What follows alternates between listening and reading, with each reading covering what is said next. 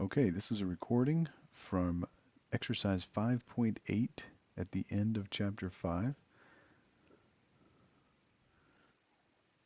in the Albright VBA text. And this problem says the file countlarge.xlsm has quantities sold for 1,000 products for each of 60 months, a total of 60,000 values. The following code counts the number of these that are greater than 100. Check how long it takes to do this by inserting timer functions appropriately in the code and displaying the elapsed time in a message box. Okay, so on page 76 of the text, it describes the timer function, and we're going to insert the timer function here into the code for this program right here. I've opened up the document count large. You can download that from Canvas. Here's the Visual Basic Editor and the code inside of this file. What I'm going to do here is I'm going to go ahead and change it a little bit and give myself a little bit more space. I'm going to go ahead and put all of my variables on a separate line. And in page 76, if we go back to page 76 where it talks about the timer function, we need to create two new variables. One variable is called start time, so I will declare a new variable dim start time. You can declare the name as whatever name you'd like to use. I'll just follow the book's example here. I'm going to declare that as a single, and the idea here is that this is going to finish in less than a second. So I need to capture the decimal of a second and how fast this is going to run. Also, I'm going to declare a second variable called elapsed time, and we'll do that as a single as well.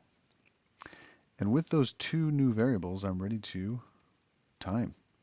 So just like we says in the textbook, we're going to start the time here. So I'm going to initiate this variable and invoke the timer function. So it's start time equals timer.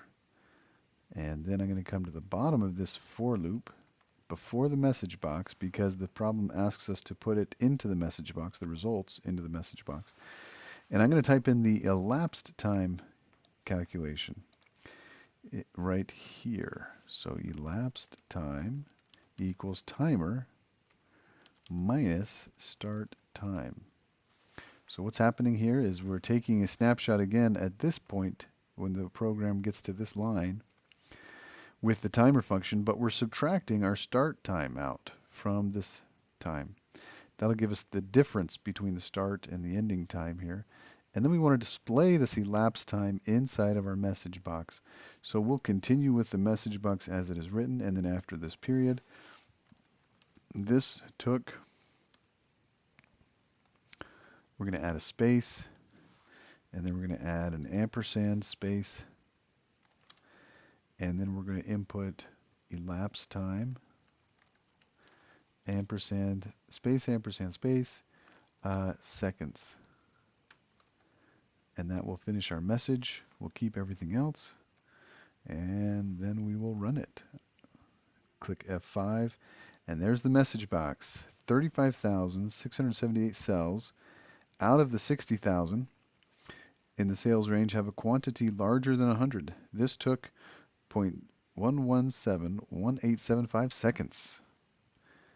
And click OK. And we are done.